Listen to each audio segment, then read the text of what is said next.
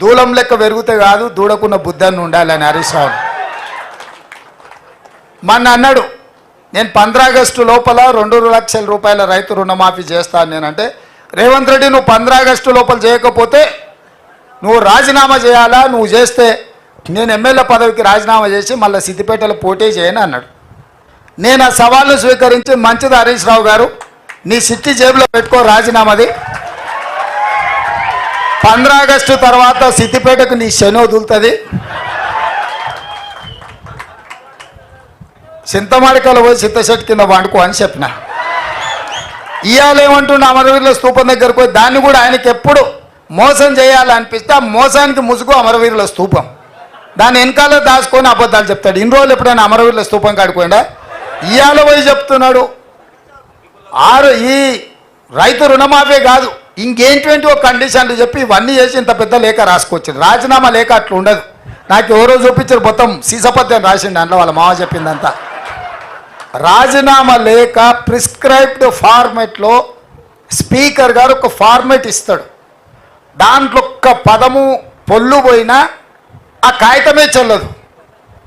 మళ్ళీ ఈయన సీసపద్యం అంతా రాసుకోవచ్చండి. సీసపద్యం రాజీనామా పత్రం చెల్తుందా? పెద్ద తెలివి అనుకుంటున్నా ఆయన. తాటి సెట్టు లెక్క పెరిగితే కాదు నాయన, మోకాళ్ళలో కాదు అరికాళ్ళకు పోయినట్టు నీ తెలివితేటలు హరీష్ రావు.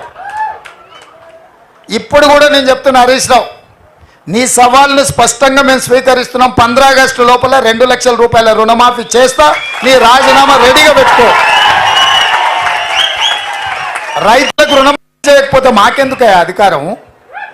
ఈ రైతులకు రుణమాఫీ చేయకపోతే ఆ రైతులు ఎవరు? మా వాళ్ళే కదా, మా కుటుంబాలే కదా, మా పరివారమే కదా. వాళ్ళ కోసము అయితే 30,000 40,000 కోట్లు అవుతుంది. కానీ ఏమవుతుంది? నువ్వు కాళేశ్వరం దోసుకున్న 1,00,000 కోట్ల కంటే ఎక్కువనా? హైదరాబాద్ చుట్టూతో నువ్వు ఆక్రమించుకున్న వేలాది ఎకరాల కంటే ఎక్కువనా? ఇక సరే, అంత దూరం ఎందుకులే. కానీ మీ దోపిడీ, మీలాగా దోపిడీ చేయకుండా ఒక్క సంవత్సరం నేను కడుపు కట్టుకుంటున్నానంటే ఆ 40,000 కోట్ల రూపాయలు బ్యాంకులకు ఎడవసేత్తో చెల్లిస్తాను నేను. అందుకే మీకు అందరికీ మీ ద్వారా తెలంగాణ ప్రజలకు తెలవాలి, 15 ఆగస్టు లోపల 2 లక్షల రైతుల రుణమాఫీ చేసే బాధ్యత మన ప్రభుత్వాన్ని. స్పష్టంగా ప్రజలకు చెప్పండి.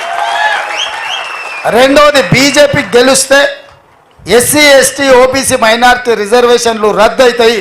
రిజర్వేషన్లు ఉండాలి అంటే కాంగ్రెస్ గెలవాలి, రిజర్వేషన్లు రద్దు కావాలి అంటే బీజేపీకి ఓటు వేయాలనేది.